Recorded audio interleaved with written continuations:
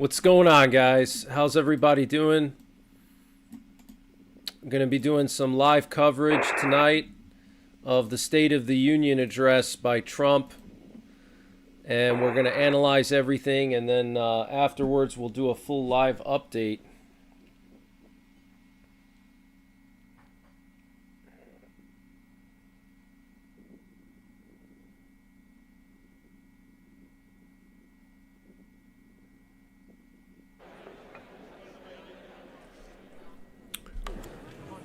Mr. Speaker, the President of the United States.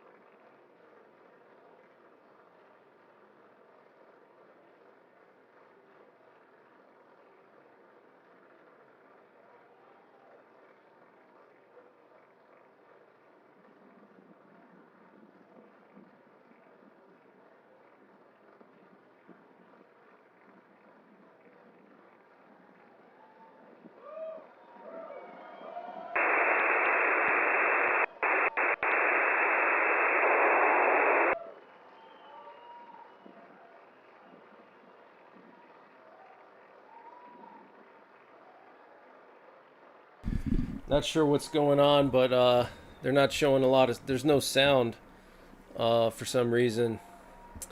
It's weird. Hopefully there'll be sound once he starts talking. Really strange. Something wrong with the stream here. I may have to switch the stream.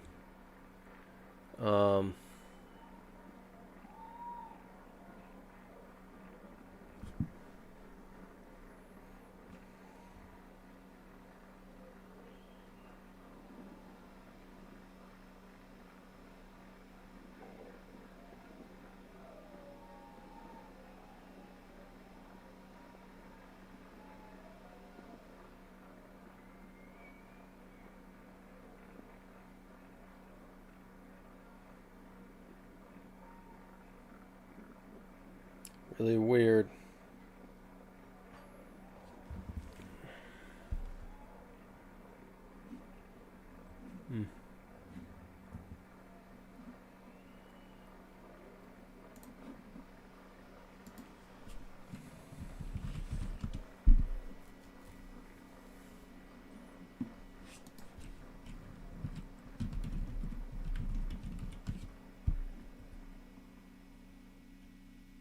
Members of Congress, I have the high privilege and distinct honor of presenting to you the President of the United States.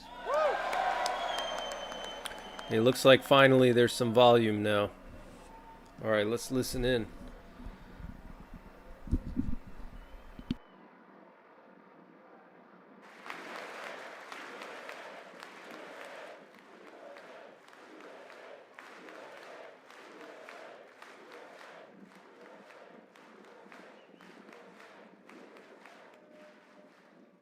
Well, thank you very much, everybody. It's really an honor. Speaker Johnson, Vice President Vance, First Lady of the United States.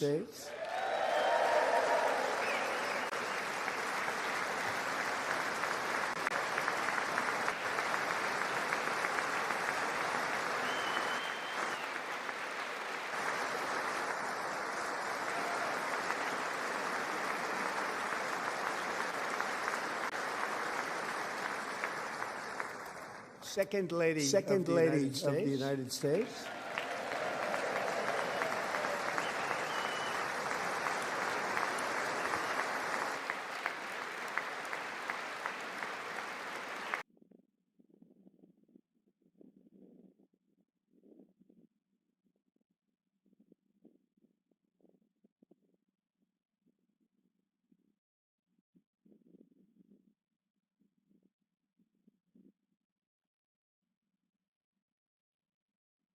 Incredible and exceptional nation ever to exist on the face of the earth, and you've seen nothing yet. We're going to do better and better and better. This is the golden age of America.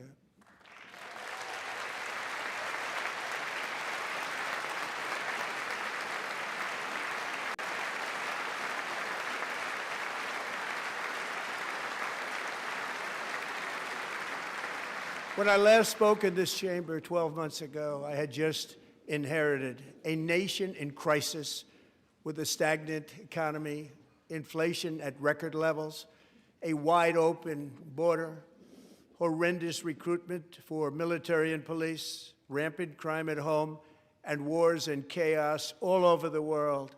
But tonight, after just 1 year, I can say with dignity and pride that we have achieved a transformation like no one has ever seen before, and a turnaround for the ages. It is indeed a turnaround for the ages.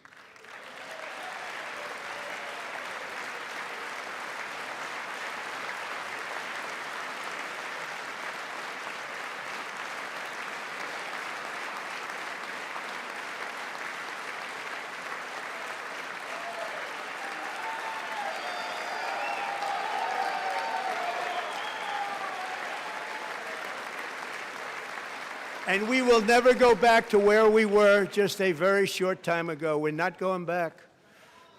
Today, our border is secure.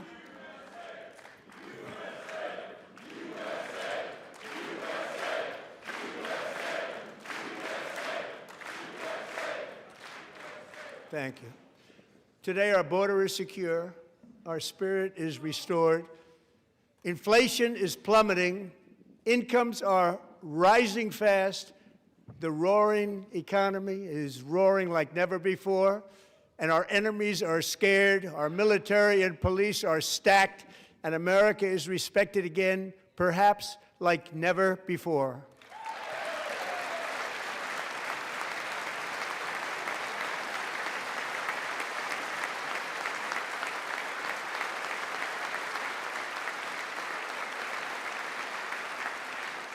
After 4 years in which millions and millions of illegal aliens poured across our borders, totally unvetted and unchecked, we now have the strongest and most secure border in American history by far.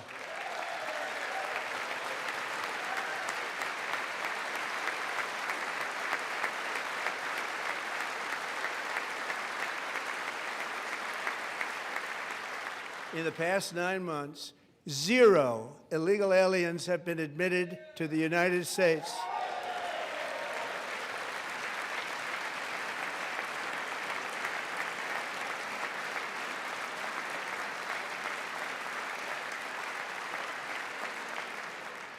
But we will always allow people to come in legally, people that will love our country and will work hard to maintain our country.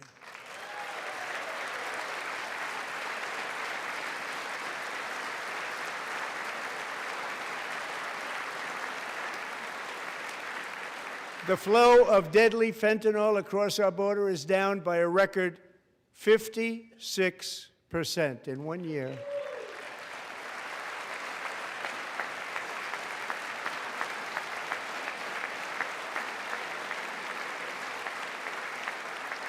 And last year, the murder rate saw its single largest decline in recorded history. This is the biggest decline, think of it, in recorded history, the lowest number in over 125 years, year 1900. In fact, substantially before my wonderful father, I had a wonderful father, Fred, before he was born, substantially before he was born. That's a long time ago. He wouldn't like me to say that, but that's a long time ago. The Biden administration and its allies in Congress gave us the worst inflation in the history of our country. But in 12 months, my administration has driven core inflation down to the lowest level in more than 5 years. And in the last 3 months of 2025, it was down to 1.7%.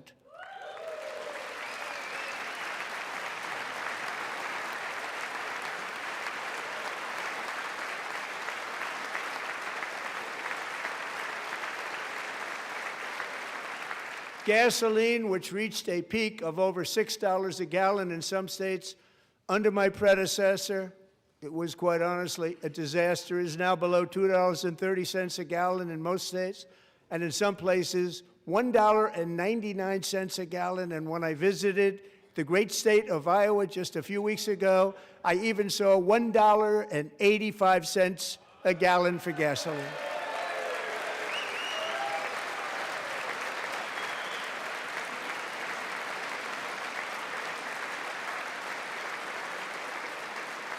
Mortgage rates are the lowest in 4 years and falling fast, and the annual cost of a typical new mortgage is down almost $5,000 just since I took office. 1 year.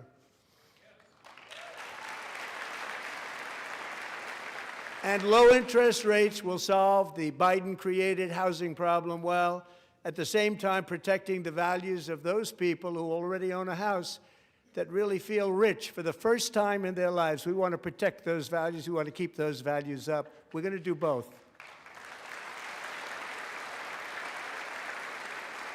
And we are going to keep it that way.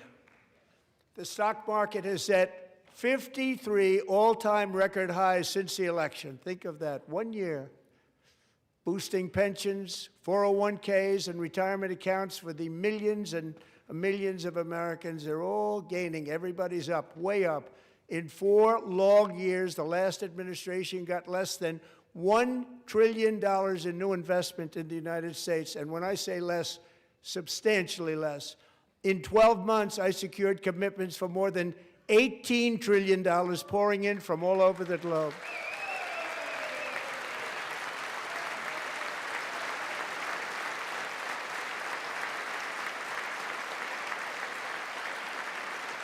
Think of it, much less than $1 trillion for 4 years versus much more than $18 trillion for 1 year. What a difference a president makes. A short time ago, we were a dead country. Now we are the hottest country anywhere in the world, the hottest.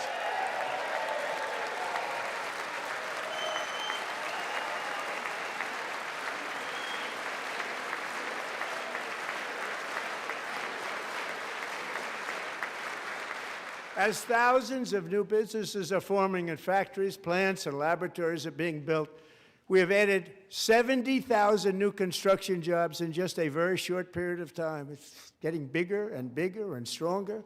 Nobody can believe what they're watching. American oil production is up by more than 600,000 barrels a day, and we just received from our new friend and partner, Venezuela, more than 80 million barrels of oil.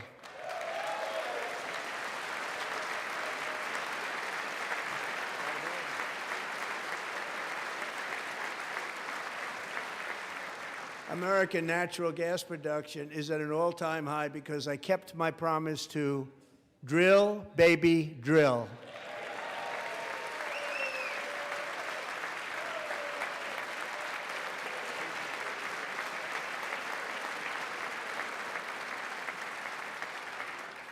More Americans are working today than at any time in the history of our country. Think about that. Any time in the history of our country, more working today.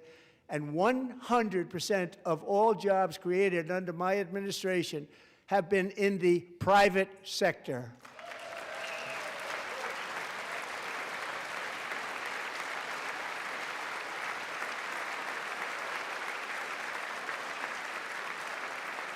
We ended DEI in America.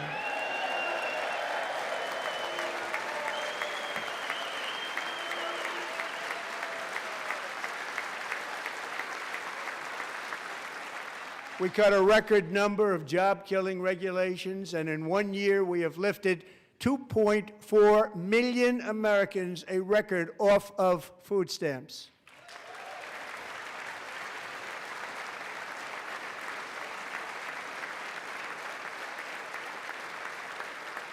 And for all of these reasons, I say tonight, members of Congress, the state of our union is strong.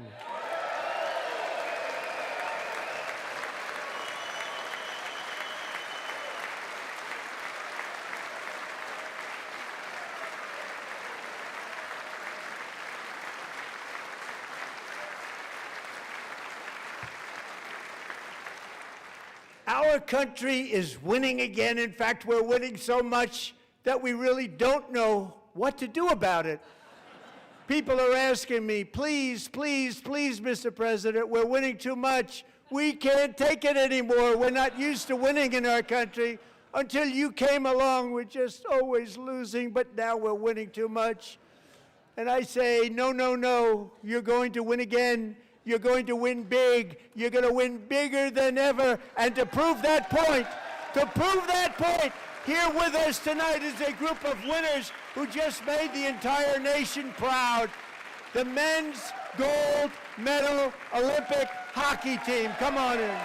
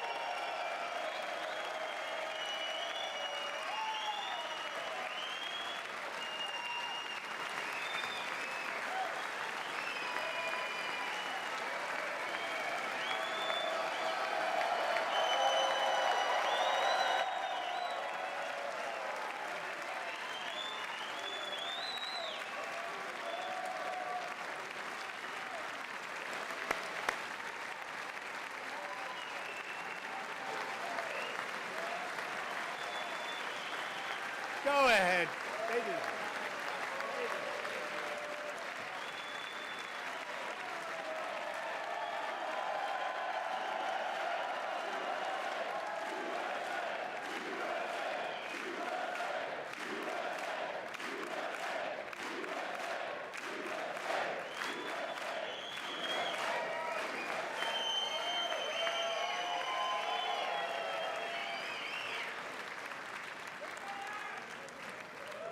That's the first time I've ever seen them get up. And actually, not all of them did get up.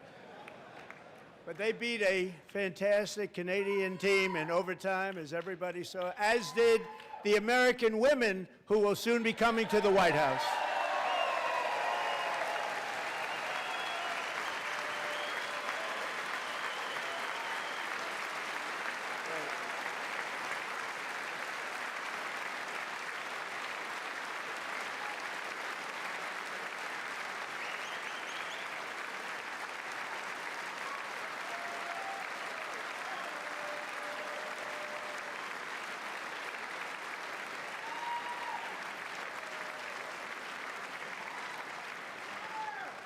They were in the Oval Office before, and I just want to say a second very big congratulations to Team USA. But I have to say that, and I told them this, and we took a vote of the team. I said, anybody to say no, because I've never seen a goaltender play as well as goalie Connor Hellebuck.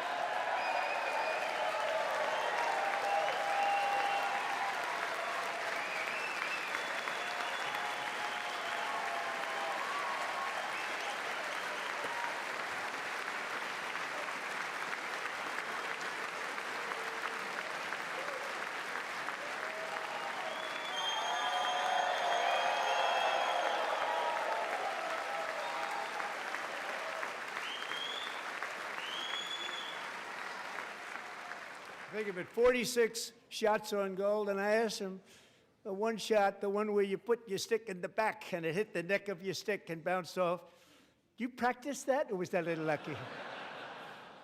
He refused to answer that question.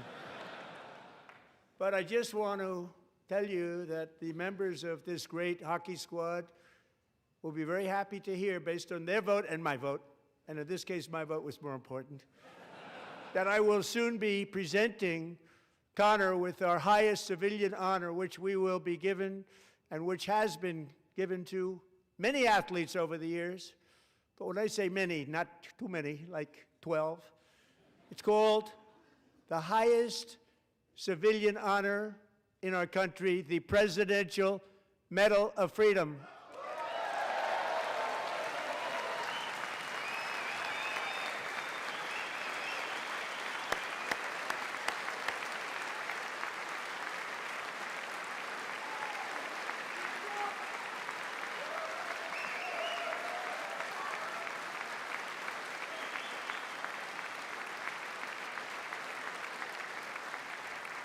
Great athletes have gotten that, very great, the best, and I thought he deserved it. And I did take a vote, every single one of them. I said, I'm not giving it if anybody goes no, and every single one of them rapidly put up their hand.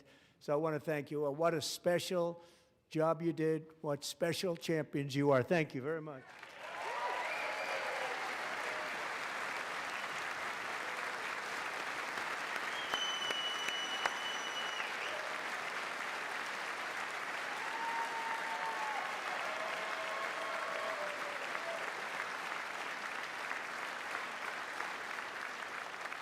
I'm also pleased to say that the next time the Olympic torch is lit, it will be here in America for the 2028 Olympics, and it's the summer version right in Los Angeles. We're going to do a good job in Los Angeles.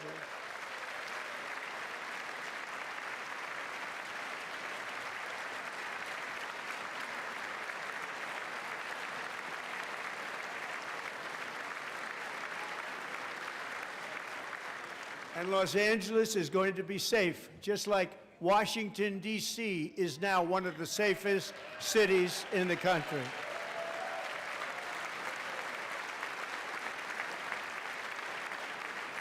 And this year, and I must say I got them both. I got them in my first term, and I was disappointed because I didn't think I'd be the president when this happened. But strange things took place. And now I've got them because I got the Olympics and I got the 2026 FIFA World Cup, and I wanted to claim the 250th, but I didn't get away with that one. I couldn't claim that one for myself. But we're getting the World Cup, so we have the World Cup and the Olympics coming, and that is exciting news.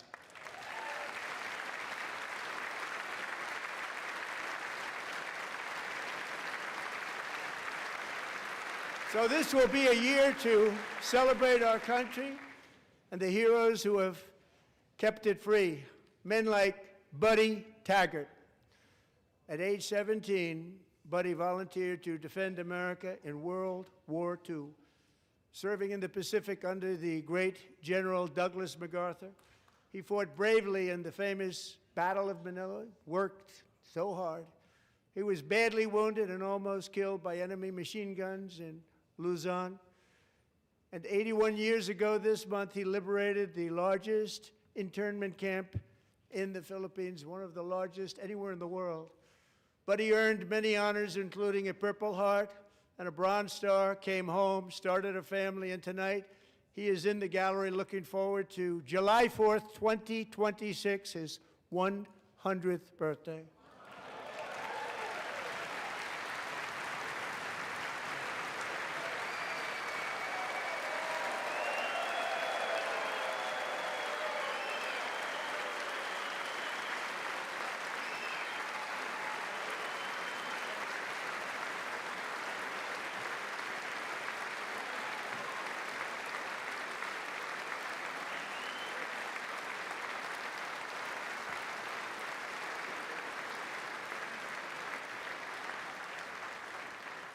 So, buddy, you're a brave man, and we salute you. Even in times of challenge, setback, and immense heartache, the spirit of 1776 has always shone through very brightly. It was July 4th of last year when floodwaters tore through a girls' summer camp in Central Texas. One of the worst things I've ever seen. I was there, rising 26 feet in the matter of minutes, tragically claiming many, many lives. You all remember that one. As the waters threatened to sweep her away, 11-year-old Millie Kate McClelland closed her eyes and prayed to God. She thought she was going to die. Those prayers were answered when Coast Guard rescue swimmer Scott Ruskin descended from a helicopter above. Nobody knew where he came from. It was Scott's first ever rescue mission, a young guy, but very brave, very, very top, always top in his class, and he lifted not just Millie Kate, but 164 others to safety.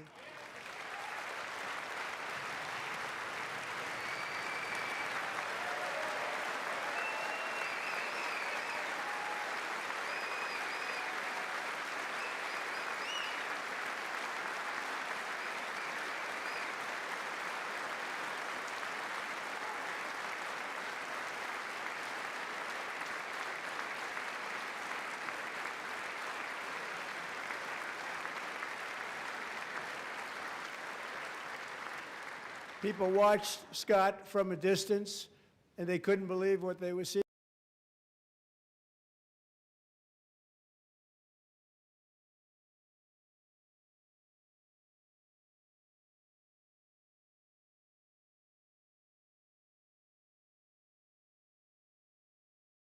Millie Kate.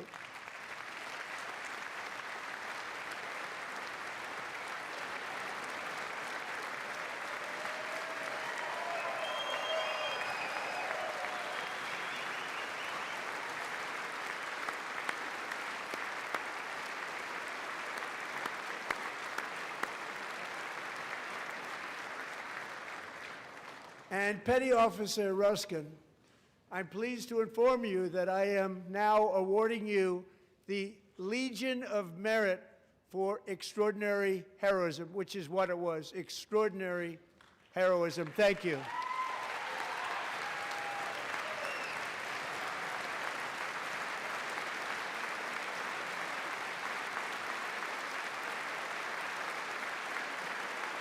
And I'd like to have the military aide to please come down and take care of the service. Military aide, thank you very much. Take care of that very important service. Thank you very much. From 1776 to today, every generation of Americans has stepped forward to defend life, liberty, and the pursuit of happiness. And they're really doing it for the next generation. But now it's our turn. Together we're building a nation where every child has the chance to reach higher and go further, where government answers to the people, not the powerful, and where the interests of hardworking American citizens are always our first and ultimate concern. That is the debt we owe to the heroes who came before us, and that is the promise we must keep to America for our 250th year. Last year, I urged this Congress to begin the mission by passing the largest tax cuts in American history, and our Republican majorities delivered so beautifully. Thank you, Republicans.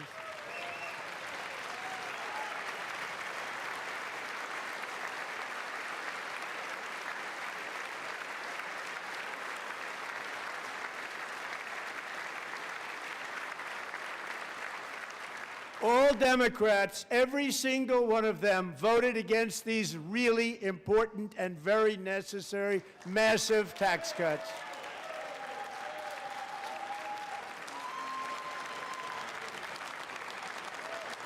They wanted large-scale tax increases to hurt the people instead. But we held strong, and with the great, big, beautiful bill, we gave you no tax on tips, no tax on overtime, and no tax on Social Security for our great seniors.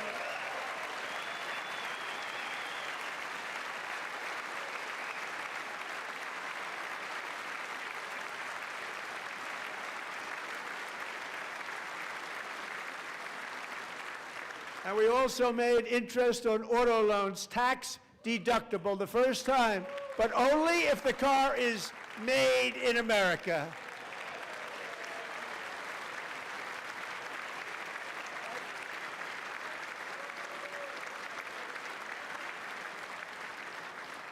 Recently in Pennsylvania, I met Megan Hemhauser, a devoted mom who's homeschools her children, beautiful, 2 children, during the day while waiting tables at night as her husband works overtime operating very heavy equipment.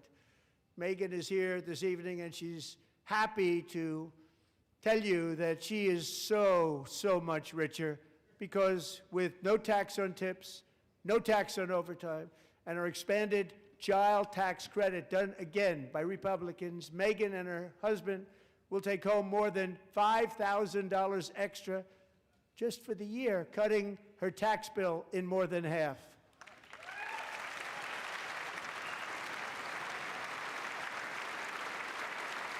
Megan, please stand up. We're fighting for you, Megan.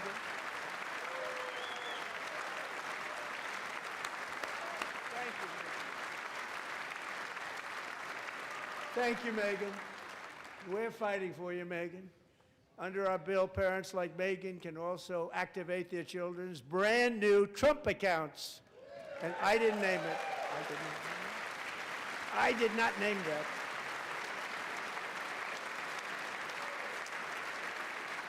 Nobody believes me, but I did not name it. It was named by a very tall man sitting right there in the 3rd row. Nice man, a good man. Tax-free investment accounts for every American child. This is something that's so special and has taken off and gone through the roof.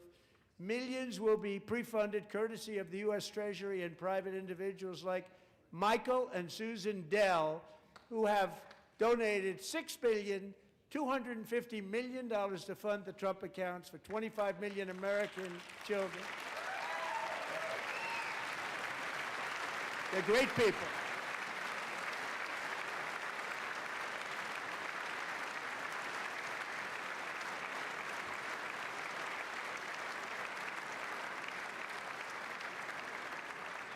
When I asked Michael Dell, how do you make all that money? He said, well, I just sat on my dorm in school, and I made computers, and I'd sell them to people, and I just kept selling and selling and selling, and pretty amazing story. That's called the American dream. He sold a lot of computers, a lot of those laptops, so I congratulate him on that, but I really thank him and Susan, as well as others like Brad Gerstner, a very tremendous guy. He was behind it right from the beginning. Brad Gerstner. Thank you, Brad.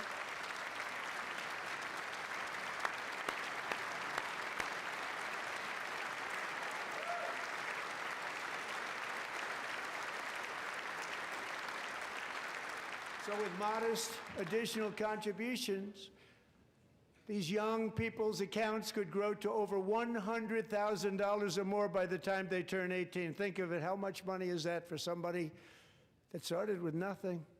Over 100,000, could be much more than that. To make this investment in our children's future, go to trumpaccounts.gov, trumpaccounts.gov. And a lot of people are doing it. It's setting every record in the book. It's popular. They knew what it was going to take. I'm so proud of them. I'm so proud of the people that got it started. And now it's just taken off. One of the primary reasons for our country's stunning economic turnaround, the biggest in history, where the Dow Jones broke 50,000 4 years ahead of schedule, and the S&P hit 7,000, where it wasn't supposed to do it for many years were tariffs. I used these tariffs, took in hundreds of billions of dollars to make great deals for our country, both economically and on a national security basis. Everything was working well. Countries that were ripping us off for decades are now paying us hundreds of billions of dollars. They were ripping us so badly, you all know that. Everybody knows it. Even the Democrats know it. They just don't want to say it. And yet these countries are now happy, and so are we. We made deals. The deals are all done. And they're happy. They're not making money like they used to, but we're making a lot of money. There was no inflation, tremendous growth, and the big story was how Donald Trump called the economy correctly, and 22 Nobel Prize winners in economics didn't. They got it totally wrong. They got it really wrong. And then just 4 days ago, an unfortunate ruling from the United States Supreme Court. It just came down. It came down. Very unfortunate ruling. But the good news is that almost all countries and corporations want to keep the deal that they already made, right, Scott? Knowing that the legal power that I, as president, have to make a new deal could be far worse for them, and therefore they will continue to work along the same successful path that we had negotiated before the Supreme Court's unfortunate involvement. So despite the disappointing ruling, these powerful, country-saving, it's saving our country, the kind of money we're taking in, peace-protecting. Many of the wars I settled was because of the threat of tariffs. I wouldn't have been able to settle them without. Will remain in place under fully approved and tested alternative legal statutes. And they have been tested for a long time. They're a little more complex, but they're actually probably better, leading to a solution that will be even stronger than before. Congressional action will not be necessary. It's already time-tested and approved. And as time goes by, I believe the tariffs paid for by foreign countries will, like in the past, substantially replace the modern-day system of income tax, taking a great financial burden off the people that I love.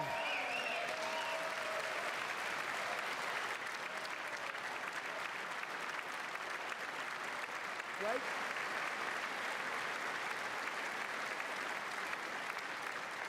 Moving forward, factories, jobs, investment, and trillions of dollars will continue pouring into the United States of America because we finally have a president who puts America first. I put America first. I love America.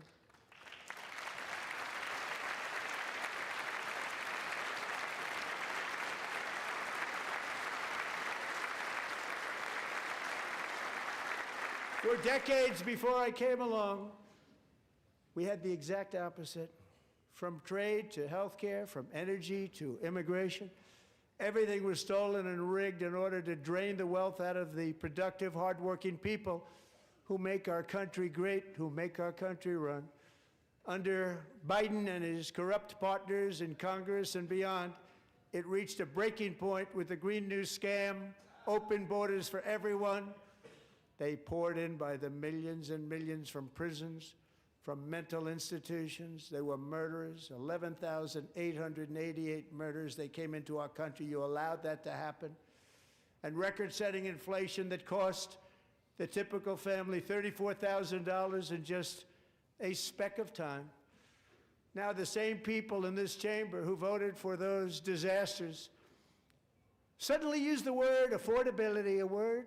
They just used it. Somebody gave it to them, knowing full well that they caused and created the increased prices that all of our citizens had to endure. You caused that problem. You caused that problem.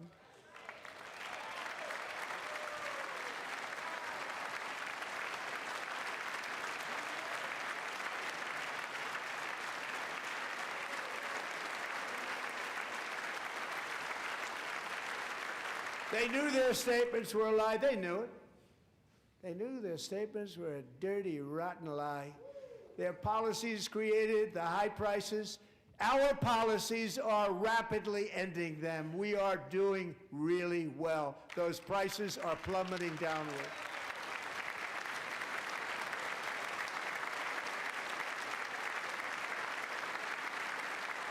The price of eggs is down 60%, Madam Secretary, thank you. The cost of chicken, butter, fruit, hotels, automobiles, rent is lower today than when I took office by a lot. And even beef, which was very high, is starting to come down significantly. Just hold on a little while, we're getting it down. And soon you will see numbers that few people would think were possible to achieve just a short time ago. Nobody can believe when they see the kind of numbers, and especially energy, when they see energy going down to numbers like that, they cannot believe it. It's like another big tax cut. I'm also confronting one of the biggest ripoffs of our times, the crushing cost of health care caused by you. Since the passage of the Unaffordable Care Act, sometimes referred to as Obamacare, big insurance companies have gotten rich. It was meant for the insurance companies, not for the people. With our government giving them hundreds and hundreds of billions of dollars a year as their stock prices soared 1,000, 1,200, 1,400, and even 1,700%, like nothing else. That's why I introduced the great health care plan. I want to stop all payments to big insurance companies and instead give that money directly to the people so they can buy their own health care, which will be better health care at a much lower cost.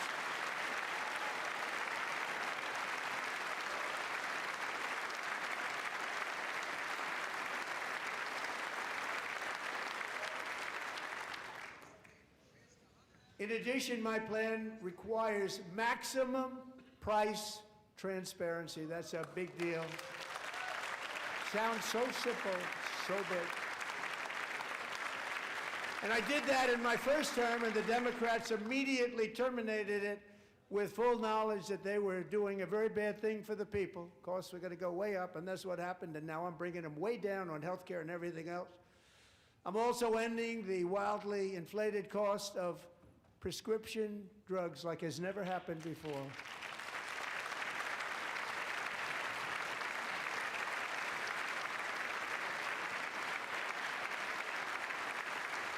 Other presidents tried to do it, but they never could. They tried. Most didn't try, actually. But they tried. They said they tried. They couldn't do it. They didn't even come close. They were all talk and no action, but I got it done.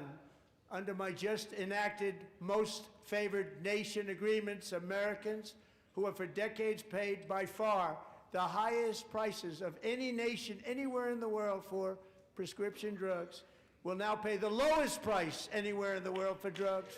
Anywhere, the lowest price.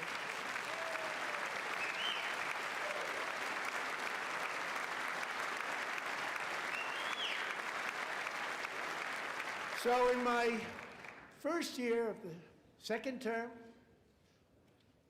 should be my third term, but strange things happen. I took prescription drugs, a very big part of health care, from the highest price in the entire world to the lowest. That's a big achievement. The result is price differences of 300, 400, 500, 600% and more, all available right now at a new website called TrumpRx.gov. And I didn't name that one either, by the way.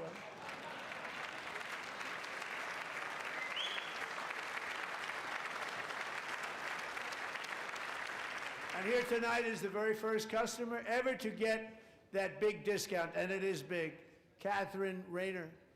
For 5 years, she and her husband have struggled with infertility, and they turned to IVF. One drug has been costing Catherine $4,000 to purchase, but a few weeks ago, she logged onto the TrumpRx website and got that same drug that cost $4,000, got it for under $500. A reduction of much more, actually, than $3,500. Catherine, we are all praying for you, and you're going to be a great mom.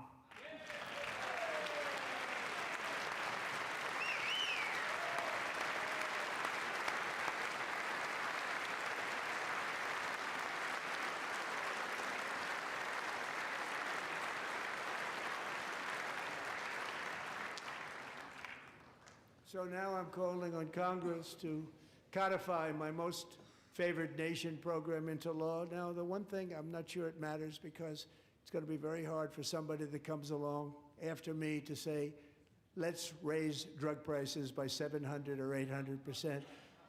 But John and Mike, if you don't mind, codify it anyway. They may do it. Codify it anyway. Thank you. Many Americans are also concerned that energy demand from AI data centers could unfairly drive up their electric utility bills. Tonight, I'm pleased to announce that I have negotiated the new Ratepayer Protection Pledge. You know what that is? We're telling the major tech companies that they have the obligation to provide for their own power needs. They can build their own power plants as part of their factory so that no one's prices will go up. And in many cases, prices of electricity will go down for the community and very substantially down.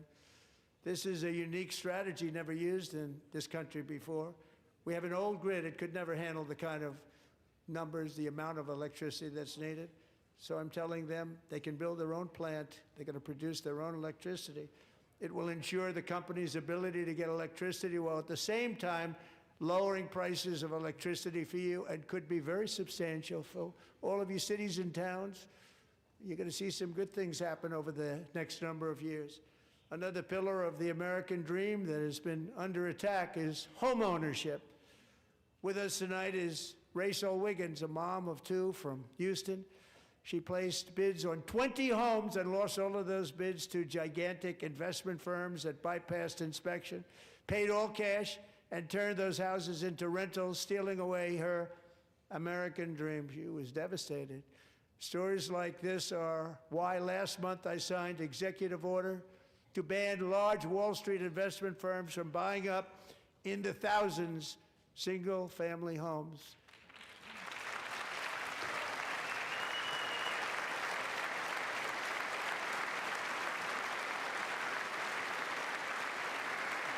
And now I'm asking Congress to make that ban permanent, because homes for people, really, that's what we want. We want homes for people, not for corporations. Corporations are doing just fine. Rachel, thank you very much. Good luck with your home. You'll get one soon.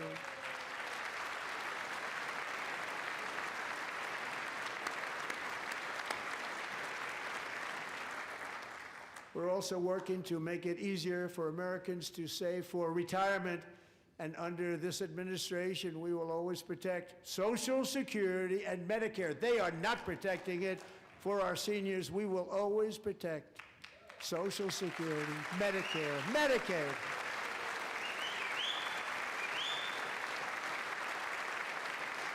Since I took office, the typical 401k balance is up by at least $30,000. That's a lot of money. We have millions and millions of people, because the stock market has done so well, setting all those records.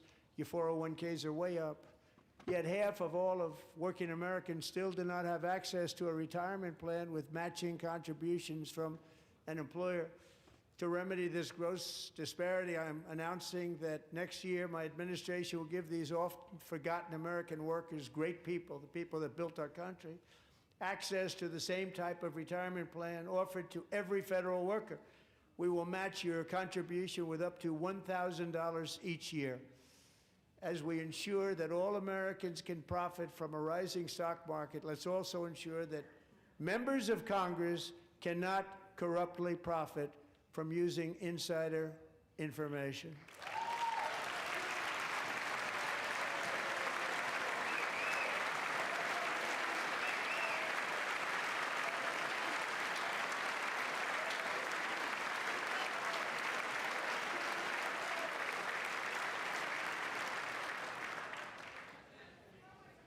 They stood up for that. I can't believe it. I can't believe it. Did Nancy Pelosi stand up if she's here? Doubt it. Pass the Stop Insider Trading Act without delay.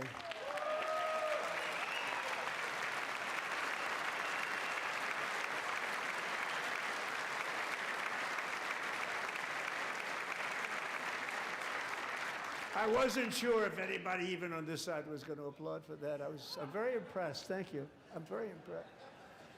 But when it comes to the corruption that is plundering, it's plundering America.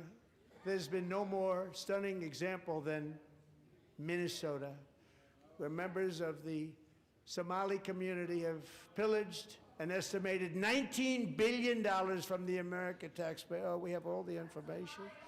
And in actuality, the number is much higher than that.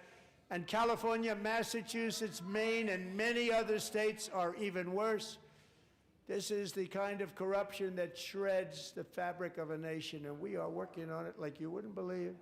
So tonight, although started 4 months ago, I am officially announcing the war on fraud to be led by our great Vice President, J.D. Vance.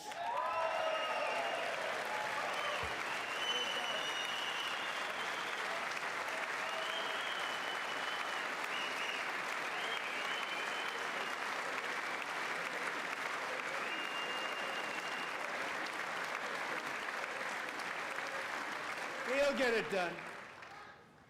And if we're able to find enough of that fraud, we will actually have a balanced budget overnight. It'll go very quickly. That's the kind of money you're talking about. We'll balance our budget.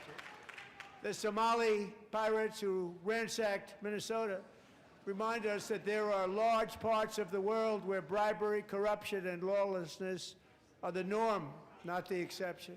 Importing these cultures through unrestricted immigration and open borders brings those problems right here to the USA. And it is the American people who pay the price in higher medical bills, car insurance rates, rent, taxes, and perhaps most importantly, crime. We will take care of this problem. We're going to take care of this problem. We are not playing games. Delilah.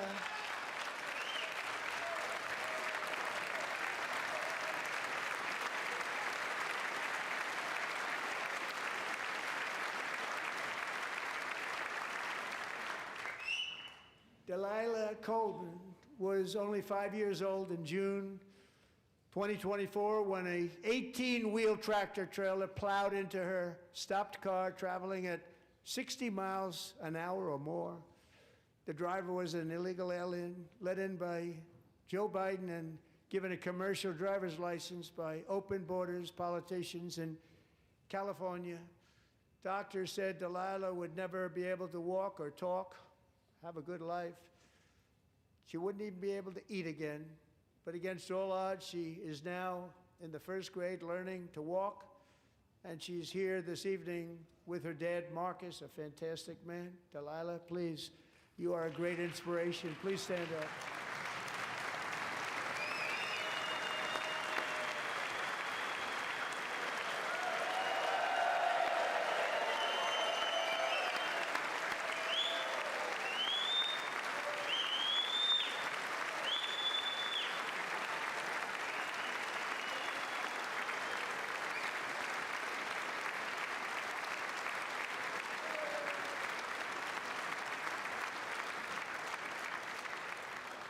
Thank you, Delilah. Many, if not most, illegal aliens do not speak English and cannot read even the most basic road signs as to direction, speed, danger, or location. That's why tonight I'm calling on Congress to pass what we will call the Delilah Law, barring any state from granting commercial driver's licenses to illegal aliens.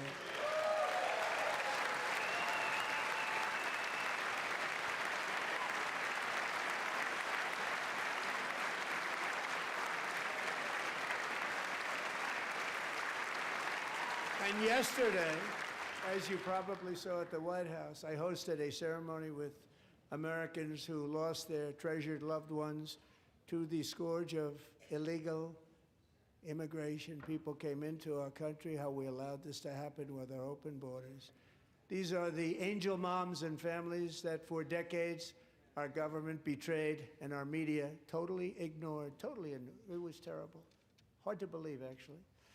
In 2023, a 16-year-old high school cheerleader named Elizabeth Medina was supposed to perform in her town's Christmas parade, but she never arrived. Her mother, Jacqueline, went home to look for her, and she found her lying dead in a bathtub, bleeding profusely after being stabbed 25 times.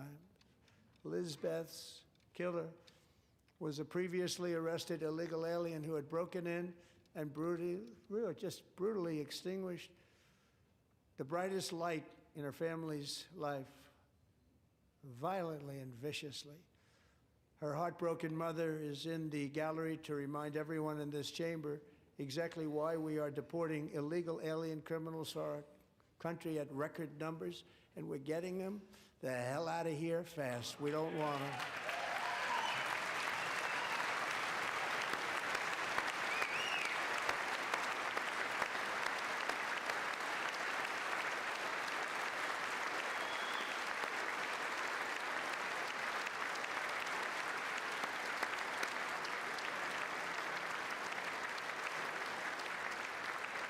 Thank you very much, Jacqueline. Thank you. We can never forget that many in this room not only allowed the border invasion to happen before I got involved, but indeed they would do it all over again if they ever had the chance. If they ever got elected, they would open up those borders to some of the worst criminals anywhere in the world. The only thing standing between Americans and a wide open border right now is President Donald J. Trump and our great Republican patriots in Congress. Thank you. Thank you.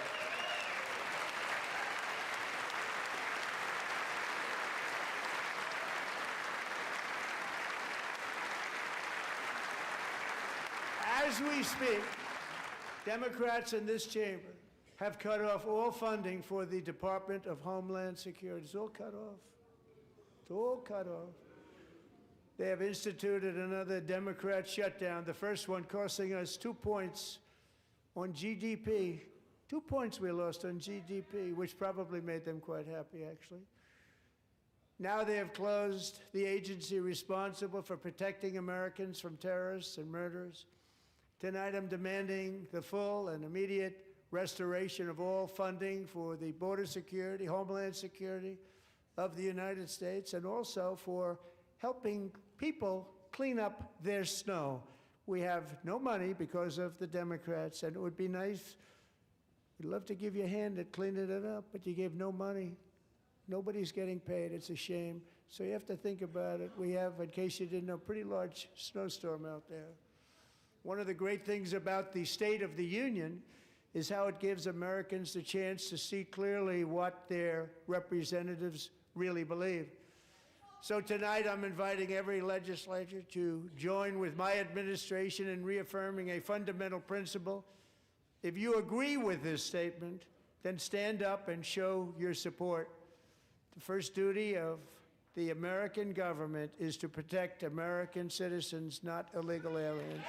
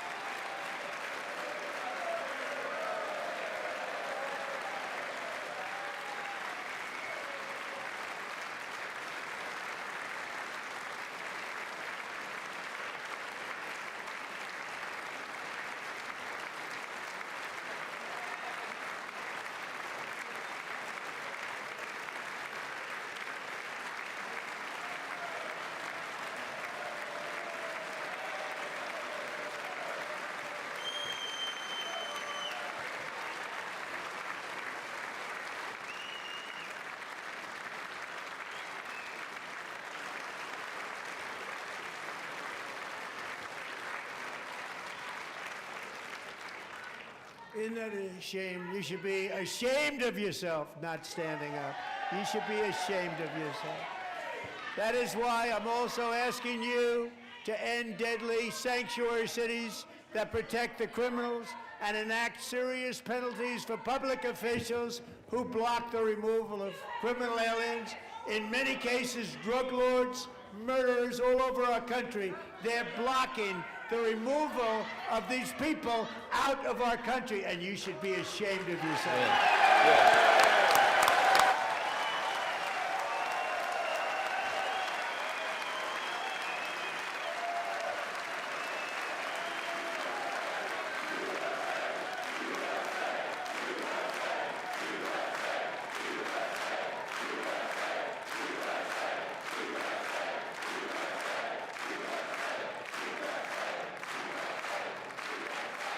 And perhaps most importantly, I'm asking you to approve the Save America Act.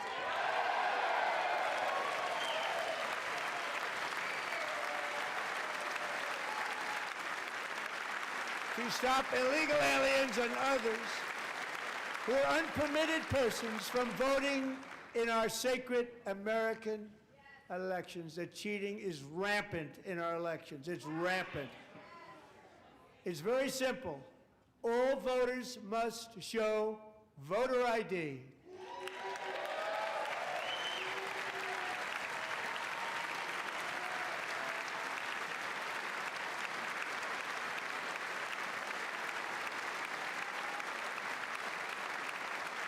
All voters must show proof of citizenship in order to vote.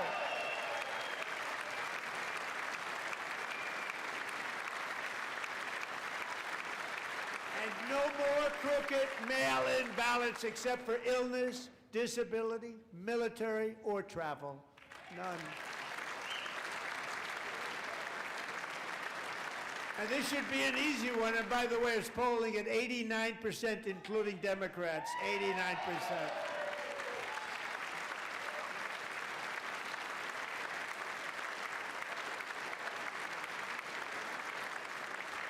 And even the new communist mayor of New York City, I think he's a nice guy, actually. Speak to him a lot. Bad policy, but nice guy. Just said they want people to shovel snow. They got hit hard. Wants them to shovel snow, but if you apply for that job, you need to show 2 original forms of ID and a Social Security card. Yet they don't want identification for the greatest privilege of them all, voting in America. No, it's no good. No good. Both Republicans and Democrats overwhelmingly agree on the policy that we just enunciated. And Congress should unite and enact this common sense, country-saving legislation right now, and it should be before anything else happens.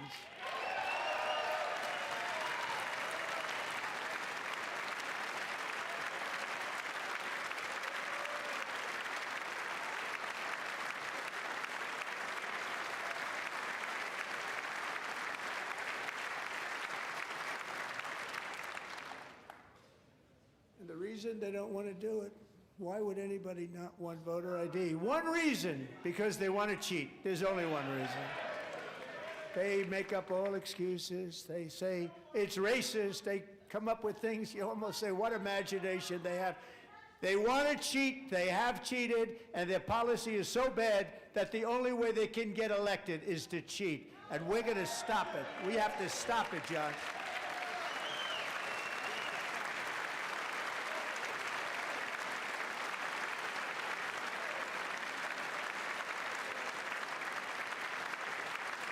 And here is one more opportunity to show common sense in government.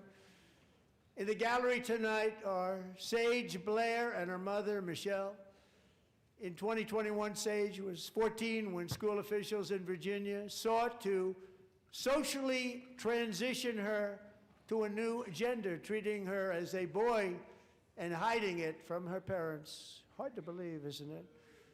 Before long, a confused Sage ran away from home after she was found in a horrific situation in Maryland A left-wing judge refused to return Sage to her parents because they did not immediately state that their daughter was their son. Sage was thrown into an all-boys state home and suffered terribly for a long time. But today, all of that is behind them because Sage is a proud and wonderful young woman with a full-ride scholarship to Liberty University. Sage and Michelle, please stand up.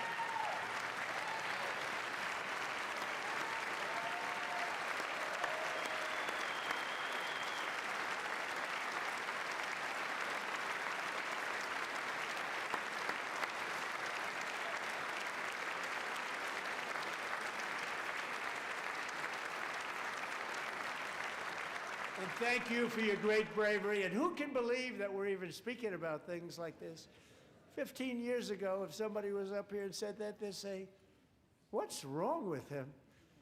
But now we have to say it because it's going on all over numerous states without even telling the parents. But surely we can all agree no state can be allowed to rip children from their parents' arms and transition them to a new gender against the parents' will. Who would believe that we're even talking about this? We must ban it, and we must ban it immediately.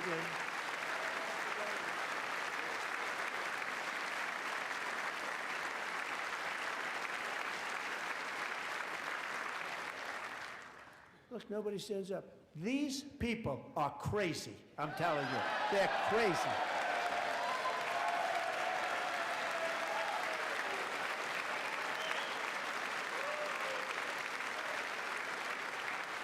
Amazing, gentlemen. Boy, oh boy. We're lucky we have a country. With people like this, Democrats are destroying our country, but we've stopped it just in the nick of time, didn't we? Huh?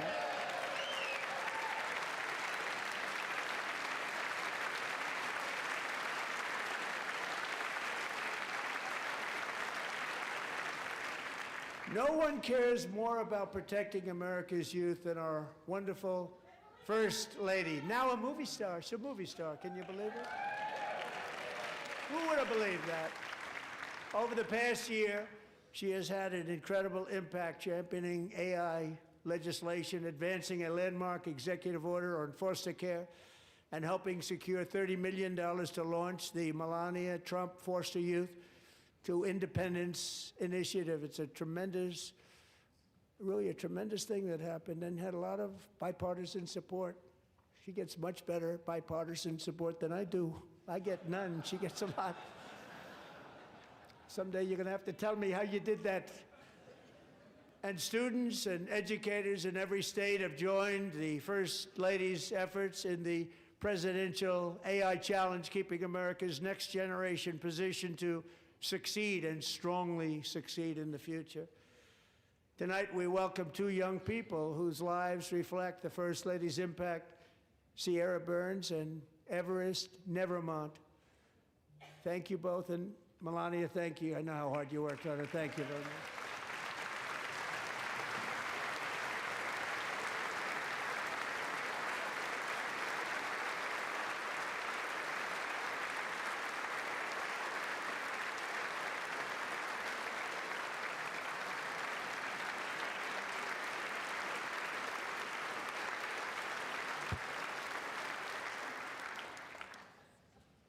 I'm very proud to say that during my time in office, both the first 4 years and in particular this last year, there has been a tremendous renewal in religion, faith, Christianity, and belief in God. Tremendous renewal.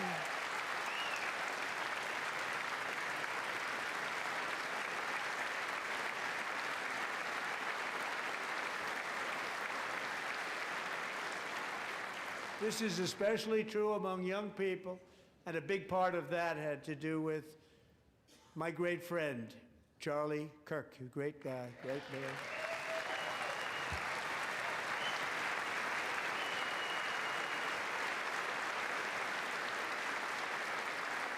So last year, Charlie was violently murdered by an assassin and martyred, really martyred for his beliefs.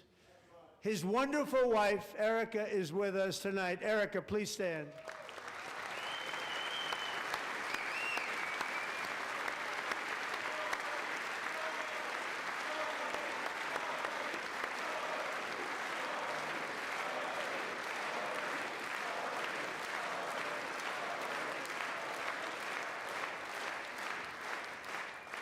Thank you, Erica. Been through a lot. In Charlie's memory, we must all come together to reaffirm that America is one nation under God, and we must totally reject political violence of any kind.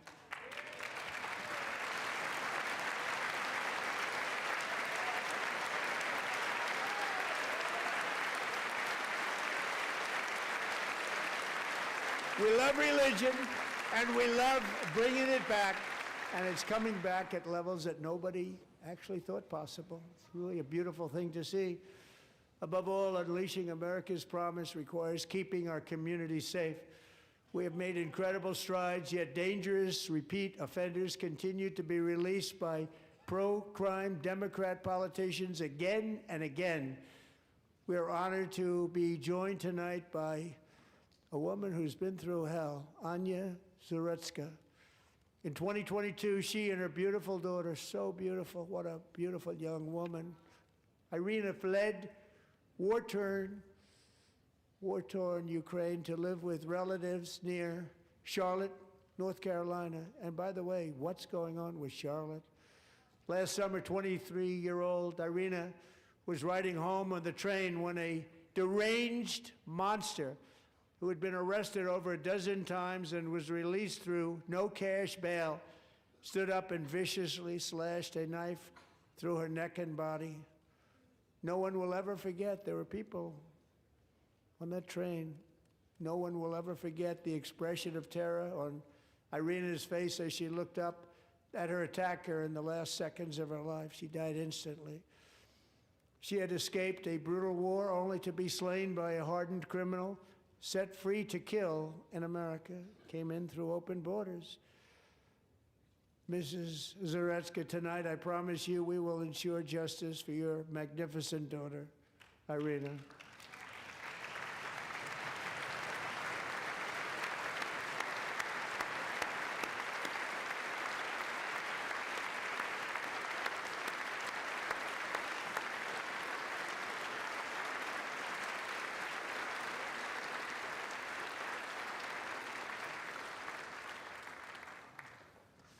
How do you not stand?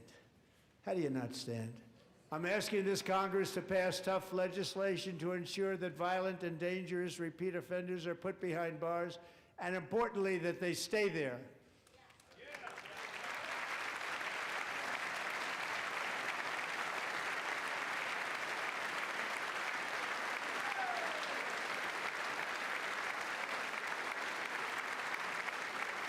Starting last summer, I deployed our National Guard and federal law enforcement to restore law and order to our most dangerous cities, including Memphis, Tennessee, big success, New Orleans, Louisiana, big success, and our nation's capital itself, Washington, D.C., where we have almost no crime anymore in Washington, D.C. How did that happen?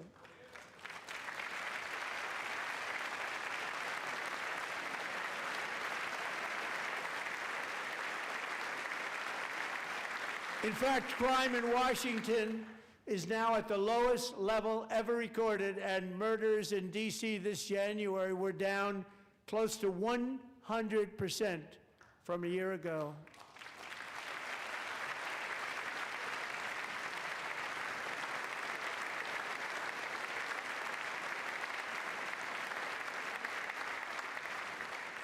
They don't like to hear that.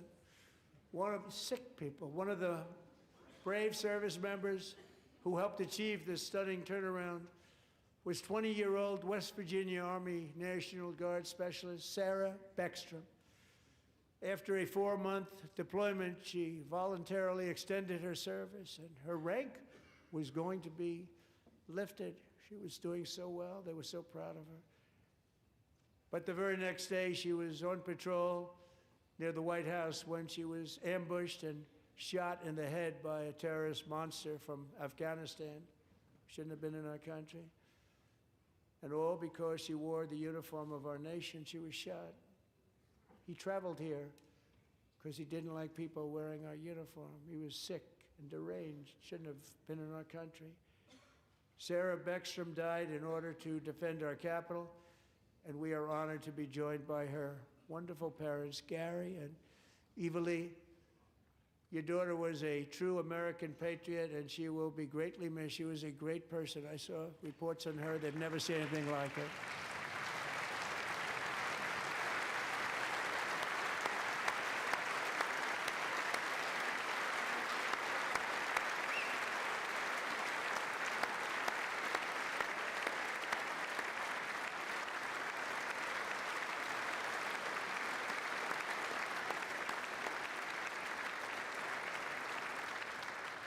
So sorry. Thank you very much.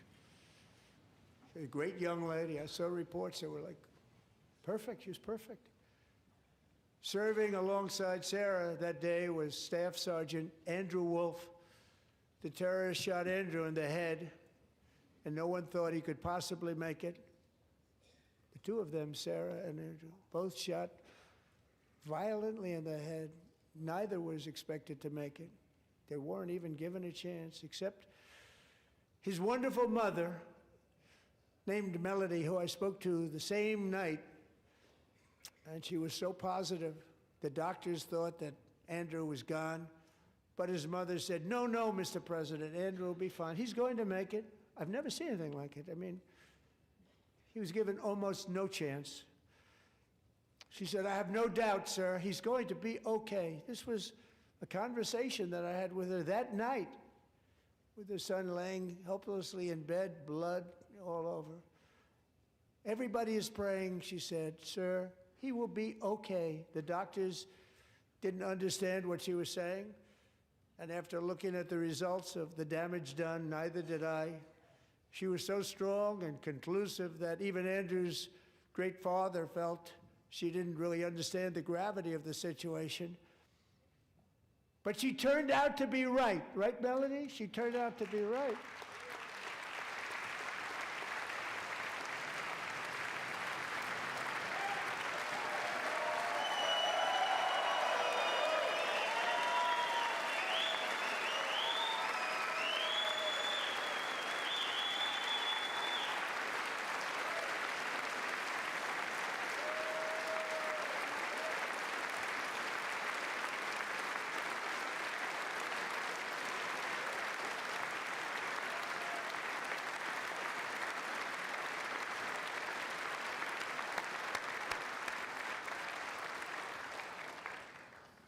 Amazing, actually.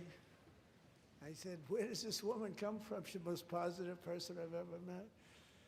With God's help, Andrew has battled back from the edge of death, and we're talking about the edge of death, on his way to a miraculous recovery. He's got a little work to do, but he's doing great. Nice to see you. He's a good-looking guy. Nice to see you. Thanks, Andrew. Thank you very much.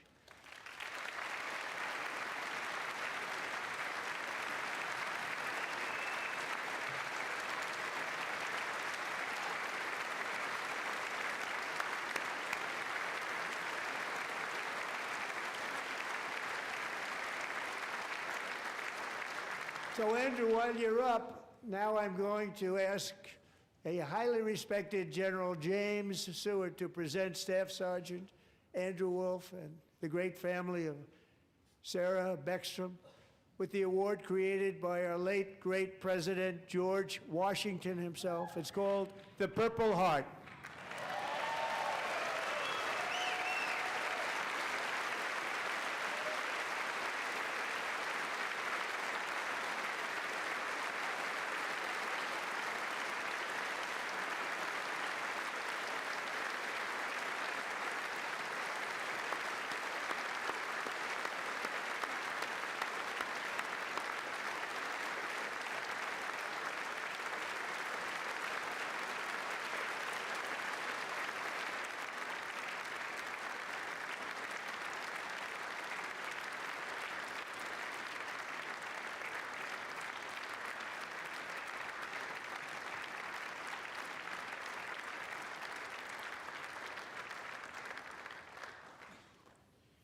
We love you all.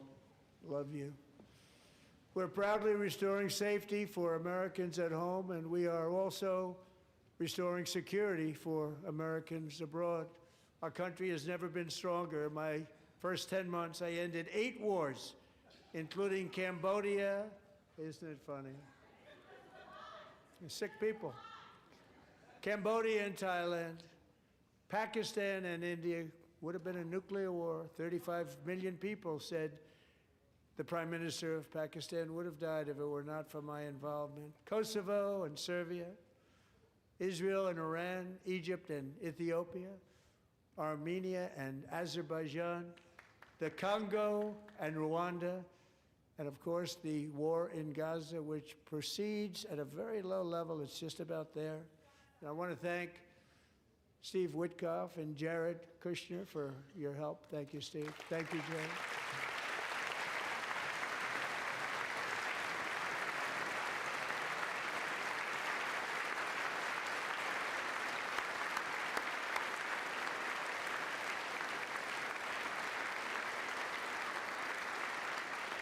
And I also want to thank the man they report to, Secretary of State Marco Rubio. Thank you, Marco.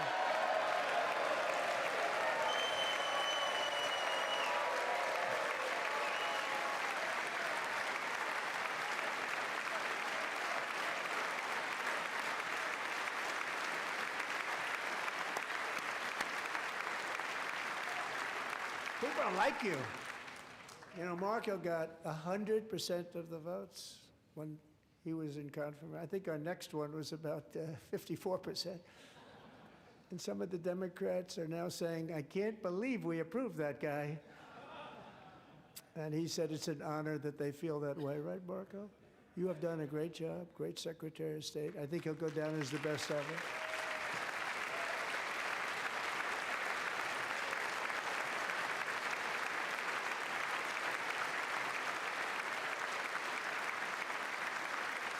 Under the ceasefire I negotiated, every single hostage, both living and dead, has been returned home. Can you believe that?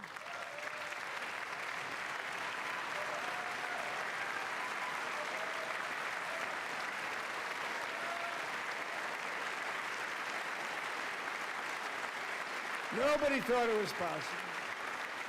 Nobody thought that was possible. Both living and dead. And those parents who had a dead son, their boy, they'd always tell me their boy, they wanted him as much as though he were living. That was an amazing period of time. And they came back, and when we got all of the living hostages back, and many, many before them, but I always said those last 20 are going to be very tough, but we got many, many more, hundreds. But I said those last 20 are going to be tough. We got them back. But we only got back 14 or 15 of the dead, of the 28. And believe it or not, Hamas worked along with Israel, and they dug, and they dug, and they dug. It's a tough thing to do, going through bodies all over, passing up 100 bodies sometimes for each one that they found. Tough job. And they finally got it back to 27. And then Steve and Jared, they got it back to 28. They found all 28. Nobody thought that was possible, but we did it. And I remember the family of the 28th. They were so grieved, but they were so happy as it's possible to be. They had their boy back. The mother said, "Sir, we have our boy back." What a period of time that was, but we got them all back. So thank you both very much. Great job.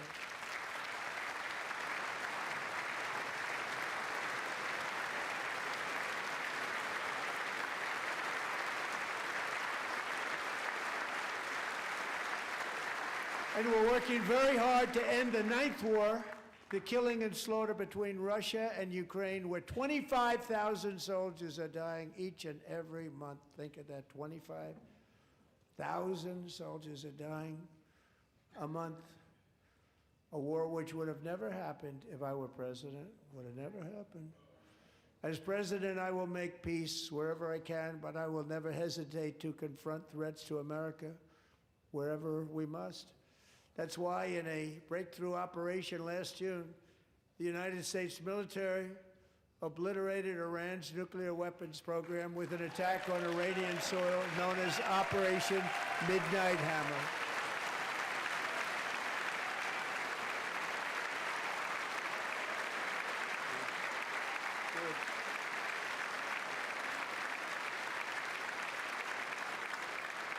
For decades, it had been the policy of the United States never to allow Iran to obtain a nuclear weapon. Many decades. Since they seized control of that proud nation 47 years ago, the regime and its murderous proxies have spread nothing but terrorism and death and hate. They've killed and maimed thousands of American service members and hundreds of thousands and even millions of people with what's called roadside bombs. They were the kings of the roadside bomb. And we took out Soleimani. I did that during my first term. Had a huge impact. He was the father of the roadside bomb.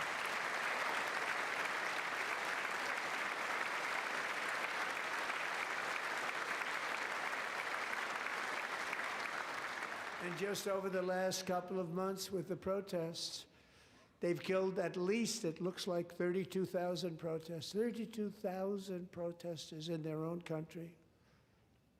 They shot them and hung them.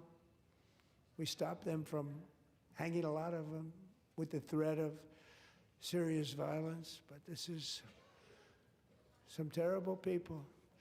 They've already developed missiles that can threaten Europe and our bases overseas, and they're working to build missiles that will soon reach the United States of America. After Midnight Hammer, they were warned to make no future attempts to rebuild their weapons program, and in particular, nuclear weapons. Yet they continue, starting it all over. We wiped it out, and they want to start all over again, and are at this moment again pursuing their sinister ambitions. We are in negotiations with them. They want to make a deal, but we haven't heard those secret words. We will never have a nuclear weapon. My preference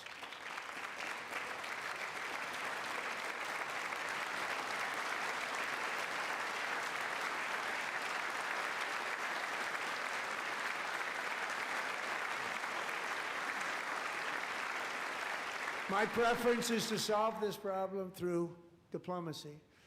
But one thing is certain, I will never allow the world's #1 sponsor of terror, which they are by far, to have a nuclear weapon. Can't let that happen.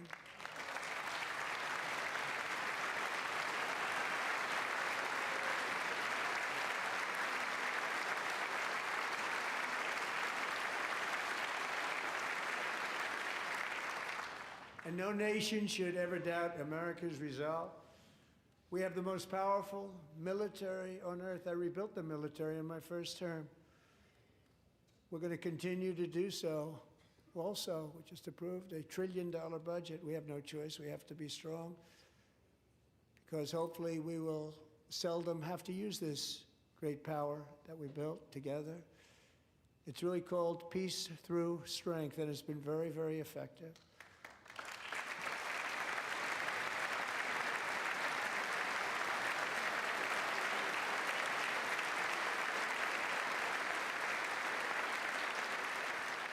So thanks to Republicans in Congress, we're investing that record number of dollars, have no choice, in the United States Armed Forces. Also creating a lot of jobs, but we're not even doing it for that reason.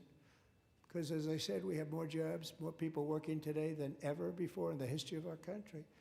And NATO countries are friends and allies. They are. They're our friends and they're our allies. Have just agreed, at my very strong request, to pay 5% of GDP for military defense rather than the 2%, which they weren't paying. We were paying for almost all of NATO.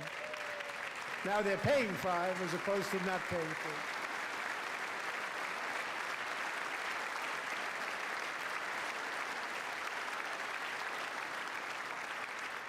And getting that 5% was something which everyone said would never be done, could not happen. We got it really easily with one meeting. And big difference between 2% that's not paid. We were paying the freight of many of them. Very few were paid up. Now 5%, then they're paid. And everything we send over to Ukraine is sent through NATO, and they pay us in full. They pay us totally in full. Every branch of our armed forces is setting records for recruitment. This is so exciting. And every service member recently.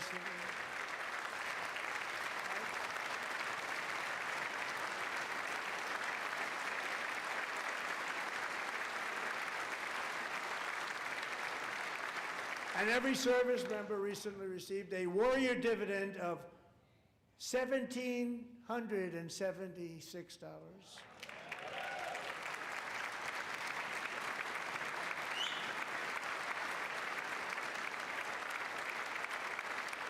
You know, they put it on my desk. We got the money from tariffs and other things, a lot of money we have. We have much more money than people understand. Have to rebuild that program a little bit, but it won't take long. But we got the money, and it was $1,775, and they wanted my approval. And I said, what's the number? $1,775. I said, wait a minute, for one more dollar, we can have $1,776. It's going to... I said, we're going to figure that. I never asked anybody if we could afford it. One more dollar, I said $1,776. And I said, that's good. And I'll tell you what, our military, that was 4 months ago, our military, I never see a person in the military that doesn't thank me for it, so we're honored to do it. They deserve it. And we call it 1776. It was great. And we love our military. We love our law enforcement. We love our firemen. You know, the firemen don't get mentioned enough. We love our firemen. We're also...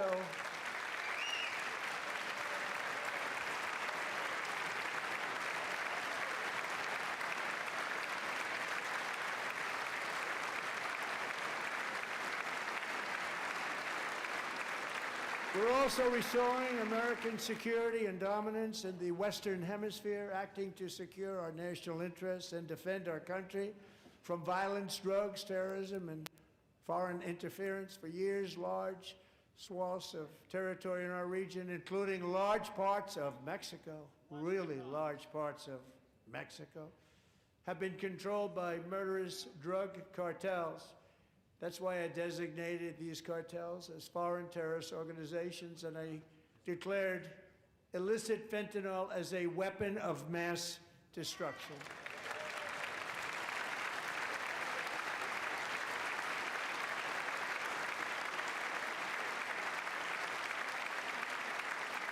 And with our new military campaign, we have stopped record amounts of drugs coming into our country and virtually stopped it completely coming in by water or sea. You probably noticed that.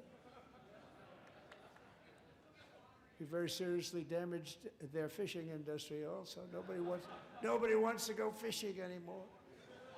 We've also taken down one of the most sinister cartel kingpins of all. You saw that yesterday. In January,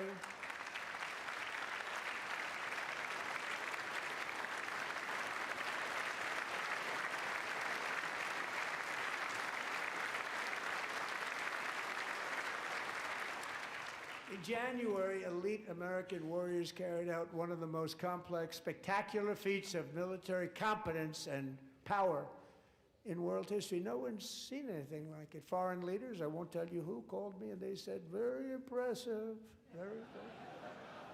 They couldn't believe, they all watched, they saw what happened. This is a different fighting force than we had years ago when we fought to tie. You know, it's a great fighting force. I'm so proud of it. Look at Space Force. Space Force is my baby, because we did that. My baby is becoming so important.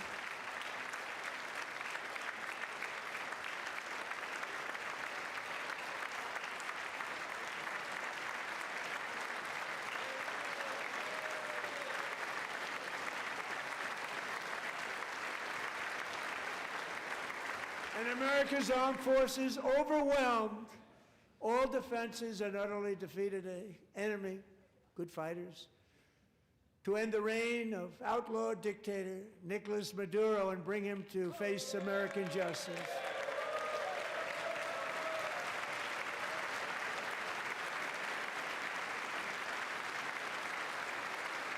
And this was an absolutely colossal victory for the security of the United States, and it also opens up a bright new beginning for the people of Venezuela.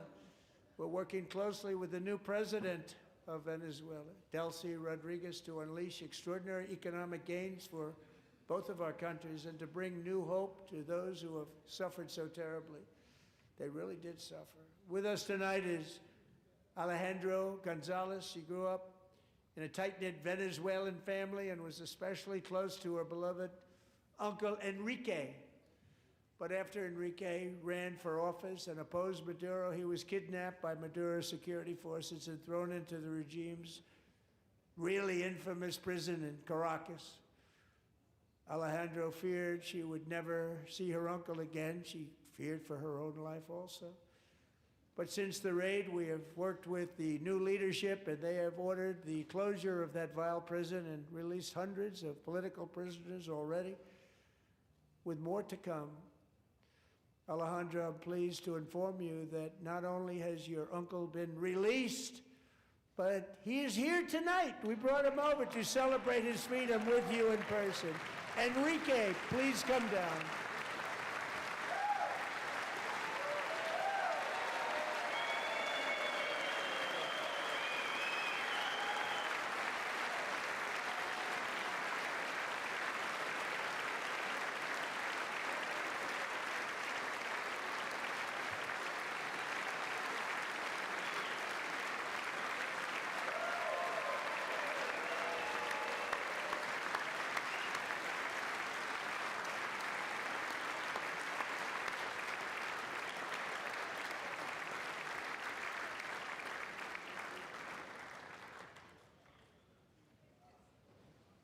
Thank you, Enrique. Have a good time. Nice to have you back, Enrique. There were many heroes on that January raid to capture Maduro, really great heroes. It was very dangerous. They knew we were coming. They were all set. But the deeds of one warrior that night will live forever in the eternal chronicles of military valor.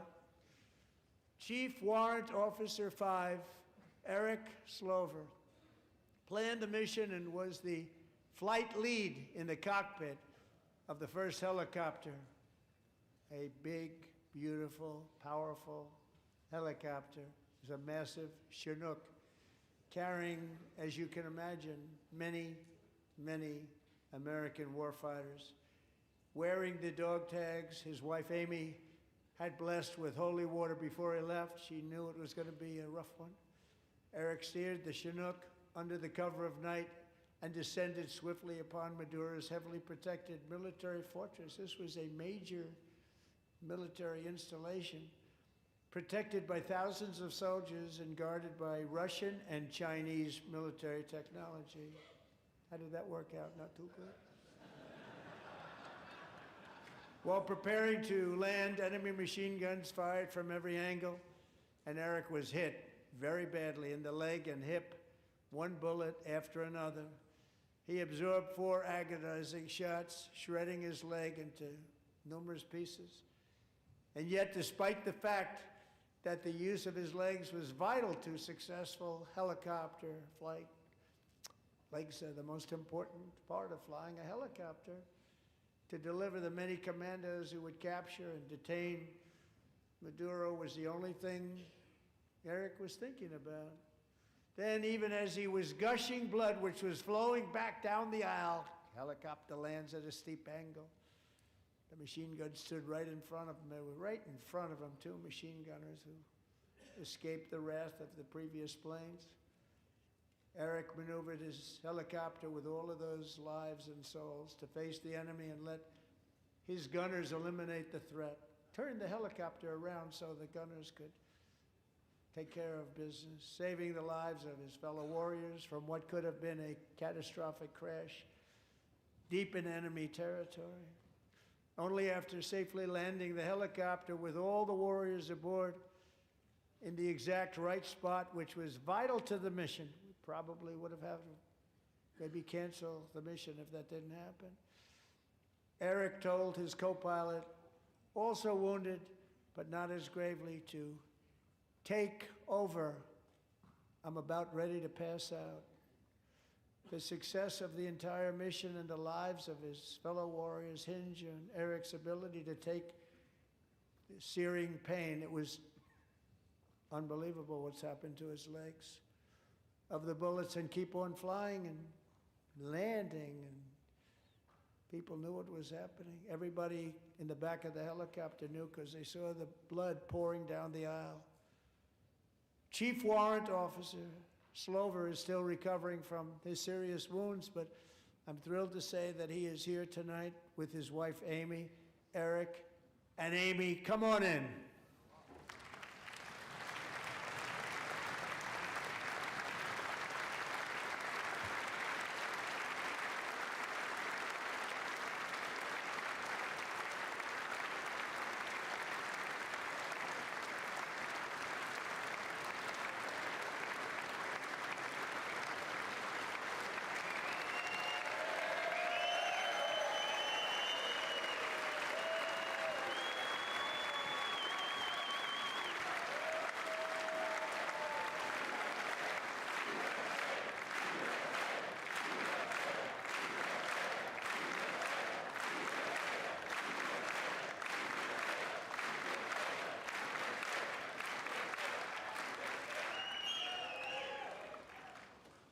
So we have a surprise for Eric and Amy. In recognition of Eric's actions above and beyond the call of duty, I would now like to ask General Jonathan Braga to present Chief Warrant Officer Slover with our nation's highest military award, the Congressional Medal of Honor.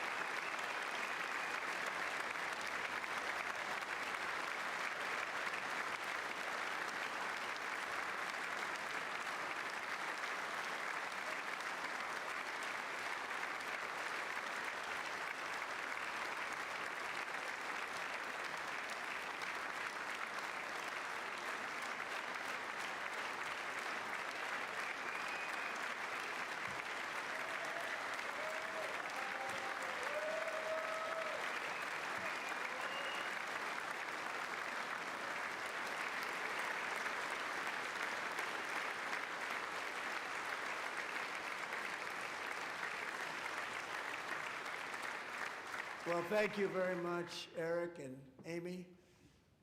Great to get to know you. I met with them and with a lot of their fellow warriors at Fort Bragg recently.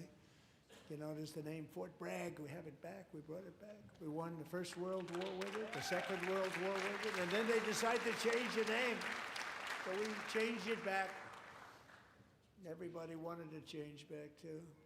And 10 of Eric's fellow warriors from that incredible night of victory will also be receiving medals at a private ceremony that will soon be held at the White House, and Eric will be there. Thank you.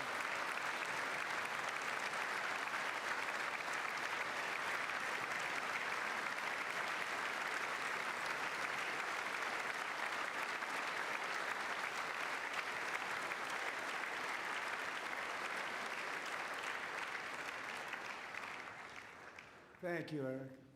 That's a big one. Tonight we've celebrated many truly extraordinary American patriots, but there is one last living legend to honor before we go. He is one more heroic American aviator, Navy fighter pilot. Royce Williams served in World War II, Korea, Vietnam, flying more than 220 missions. In the skies over Korea in 1952, Royce was in the dogfight of a lifetime, legendary dogfight. Flying through blizzard conditions, his squadron was ambushed by 7 Soviet fighter planes. It was his first aerial combat of the war, and despite being massively outnumbered and outgunned, Royce led the takedown of 4 enemy jets and almost destroyed the others, vanquishing his adversaries while taking 263 bullets to his own plane and being seriously hurt. His story was secret for over 50 years. He didn't even want to tell his wife, but the legend grew and grew. But tonight, at 100 years old, this brave Navy captain is finally getting the recognition he deserves. He was a legend long before this evening. Royce, please stand up, and I will ask the First Lady of the United States to present Captain Royce Williams with his Congressional Medal of Honor.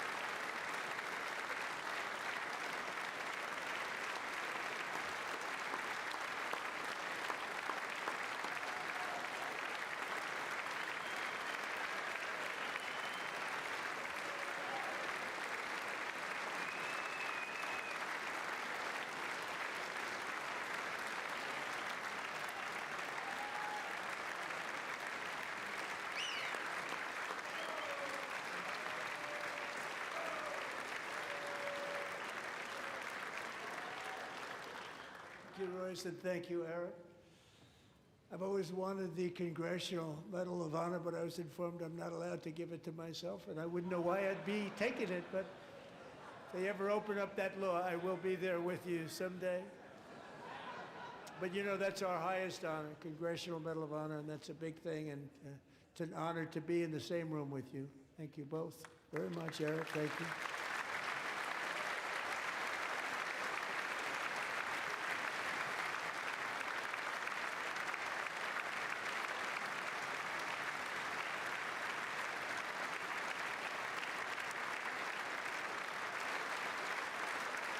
Thank you. 250 years is a long time in the life of a nation, but in another sense, it's really a mere moment in the eye of history. Two of the gentlemen we met in the gallery this evening took their first breaths 1 century ago, 100 years before that, on July 4th, 1826, the author of the Declaration of Independence, brilliant, Thomas Jefferson, drew his last breath. Just a single long human lifespan separates the giants who declared and won our independence from the heroes who stand among us tonight. Everything our nation has done, everything we have achieved, has been the work of those few great lifetimes. In those brief chapters, Americans built this nation from 13 humble colonies into the pinnacle of human civilization and human freedom, the strongest, wealthiest, most powerful, most successful nation in all of history. Americans ventured out across the daunting and dangerous continent. We carved paths through an unforgiving wilderness, settled a boundless frontier, and tamed the beautiful but very, very dangerous Wild West. From empty marshes and wide open plains, we raised up the world's greatest cities. Together, we mastered the world's mightiest industries and shattered history's monstrous tyrannies. And we liberated millions from the chains of fascism, communism, oppression, and terror. Americans lifted humanity into the skies on the wings of aluminum and steel, and then we launched mankind into the stars on rockets powered by sheer American will and unyielding American pride. We wired the globe with our ingenuity. We captivated the planet with American culture. And now we are pioneering the next great American breakthroughs that will change the entire world. All of this and so much more is the enduring legacy, unmatched glory of the hardworking patriots who built and defended this country and who still carry the hopes and freedoms on all of humanity's backs. For years they were forgotten, betrayed, and cast aside. But that great betrayal is over, and they will never be forgotten again. Because when the world needs courage, daring, vision, and inspiration, it is still turning to America. And when God needs a nation to work his miracles, he knows exactly who to ask. There is no challenge Americans cannot overcome, no frontier too vast for us to conquer, no dream too bold for us to chase, no horizon too distant for us to claim. For our destiny is written by the hand of providence, and these first 250 years were just the beginning. From the rugged border towns of Texas to the heartland villages of Michigan, from the sun-kissed shores of Florida to the endless fields of the Dakotas, and from the historic streets of Philadelphia to right here in our nation's capital, Washington, D.C., the golden age of America is upon us. The revolution that began in 1776 has not ended. It still continues because the flame of liberty and independence still burns in the heart of every American patriot. And our future will be bigger, better, brighter, bolder, and more glorious than ever before. Thank you, God bless you, and God bless America.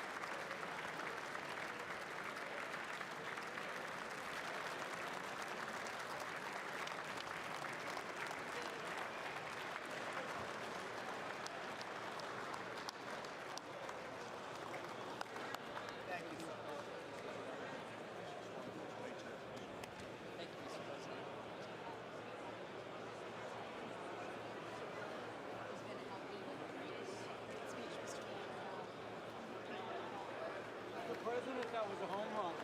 Mr. President. Thank you. Hey. Okay, you too. All right. You're the best. Thank you. Good job. Thank you. Thank you.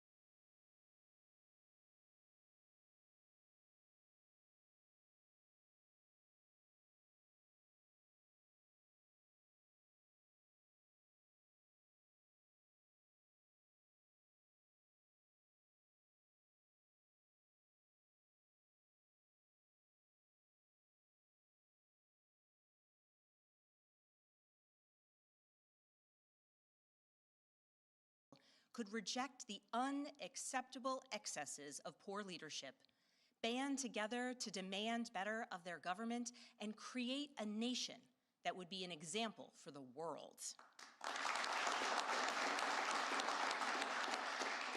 And this year, as we celebrate 250 years since America declared our independence from tyranny, I can think of no better place to speak to you as we reflect on the current state of our union. Tonight, as we watched our nation's lawmakers gather for a joint session of Congress, we did not hear the truth from our president. So let's speak plainly and honestly. And let me ask you, the American people watching at home, 3 questions. Is the president working to make life more affordable for you and your family? Is the president working to keep Americans safe both at home and abroad? Is the president working for you? As I campaigned for governor last year, I traveled to every corner of Virginia, and I heard the same pressing concern everywhere. Costs are too high in housing, healthcare, energy, and childcare. And I know these same conversations are being had all across this country. Because since this president took office last year, his reckless trade policies have forced American families to pay more than $1,700 each in tariff costs. Small businesses have suffered, farmers have suffered, some losing entire markets. Everyday Americans are paying the price. And even though the Supreme Court struck these tariffs down 4 days ago, the damage to us, the American people, has already been done. Meanwhile, the president is planning for new tariffs, another massive tax hike on you and your family. And Republicans in Congress, they remain unwilling to assert their constitutional authority to stop him. They're making your life harder. They're making your life more expensive. They're even making it more difficult to see a doctor. Rural health clinics in Virginia and across the country are already closing their doors thanks to the so-called One Big Beautiful Bill, championed by the president and Republicans in Congress. And tonight, the president celebrated this law, the one threatening rural hospitals, stripping health care from millions of Americans and driving up costs in energy and housing, all while cutting food programs for hungry kids. But here in Virginia, I am working with our state legislature to lower costs and make the Commonwealth more affordable. And it's not just me. Democrats across the country are laser focused on affordability in our nation's capital and in state capitals and communities across America. In the most innovative and exceptional nation in the history of the world, Americans deserve to know that their leaders are focused on addressing the problems that keep them up at night. Problems that dictate where you live, whether you can afford to start a business or whether you have to skip a prescription in order to buy groceries. So I'll ask again, is the president working to make life more affordable for you and your family? We all know the answer is no. I grew up in a house of service. My mother was a nurse, and my father was a career law enforcement officer. I began my career by following in my father's footsteps as a federal agent, working money laundering and narcotics cases. I worked side by side with local and state police to keep our community safe and to uphold and enforce the law. Law enforcement officers across the country know that it is a unique responsibility to do the serious work of investigating crimes, comforting victims, and making arrests. It's about building trust, and that requires an abiding sense of duty and commitment to community. And yet, our president has sent poorly trained federal agents into our cities, where they have arrested and detained American citizens and people who aspire to be Americans. And they have done it without a warrant. They have ripped nursing mothers away from their babies. They have sent children, a little boy in a blue bunny hat, children to far-off detention centers, and they have killed American citizens in our streets. and they have done it all with their faces masked from accountability. Every minute spent sowing fear is a minute not spent investigating murders, crimes against children, or the criminals defrauding seniors of their life savings. Our president told us tonight that we are safer because these agents arrest mothers and detain children. Think about that. Our broken immigration system is something to be fixed, not an excuse for unaccountable agents to terrorize our communities.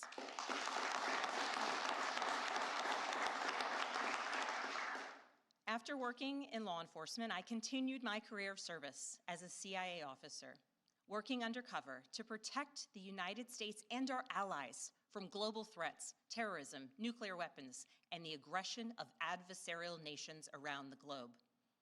But as the president spoke of his perceived successes tonight, he continues to cede economic power and technological strength to Russia, bow down to China, bow down to a Russian dictator, and make plans for war with Iran. Here's the truth. Over the last year, through DOJ, mass firings, and the appointment of deeply unserious people to our nation's most serious positions, our president has endangered the long and storied history of the United States of America being a force for good. So I'll ask again, is the president working to keep Americans safe, both at home and abroad? We all know the answer is no. In his speech tonight, the president did what he always does. He lied, he scapegoated, and he distracted. And he offered no real solutions to our nation's pressing challenges, so many of which he is actively making worse. He tries to divide us. He tries to enrage us, to pit us against one another, neighbor against neighbor. And sometimes he succeeds. And so you have to ask, who benefits from his rhetoric, his policies, his actions, the short list of laws he's pushed through this Republican Congress? Somebody must be benefiting. He's enriching himself, his family, his friends. The scale of the corruption is unprecedented. There's the cover-up of the Epstein files, the crypto scams, cozying up to foreign princes for airplanes and billionaires for ballrooms, putting his name and face on buildings all over our nation's capital. This is not what our founders envisioned, not by a long shot.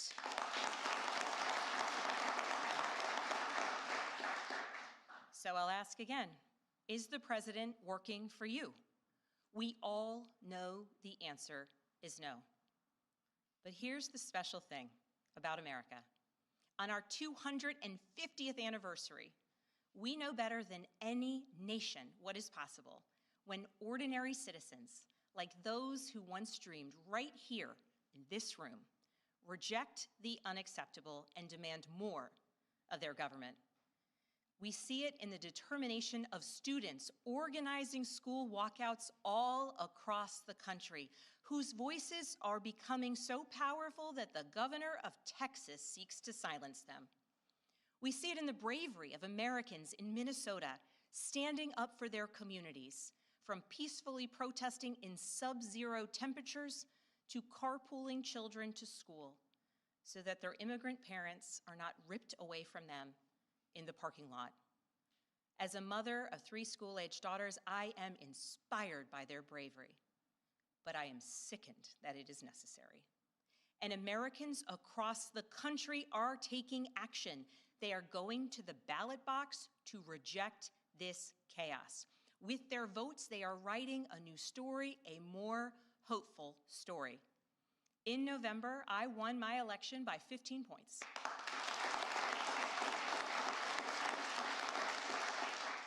And we won 13 new seats in our state legislature.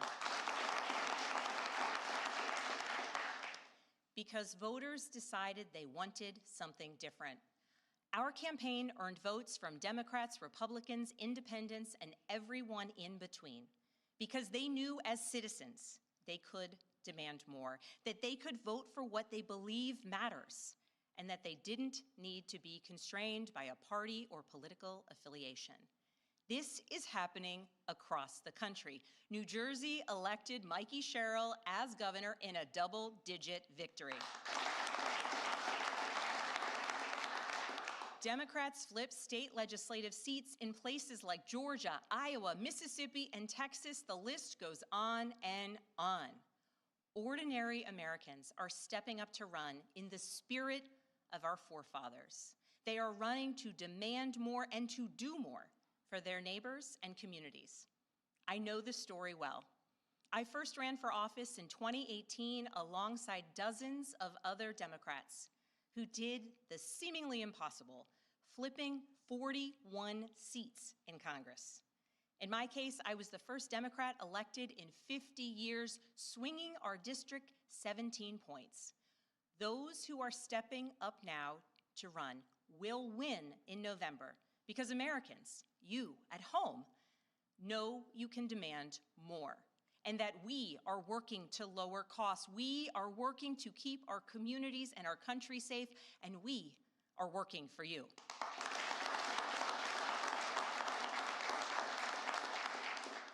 In his farewell address, George Washington warned us about the possibility of, quote, cunning, ambitious, and unprincipled men rising to power. But he also encouraged us, all Americans, to unite in a common cause, to move this nation forward. That is our charge once more, and that is what we are seeing across the country. It is deeply American and patriotic to do so, and it is how we ensure that the state of our union remains strong, not just this year, but for the next 250 years as well, because we, the people, have the power to make change, the power to stand up for what is right, the power to demand more of our nation.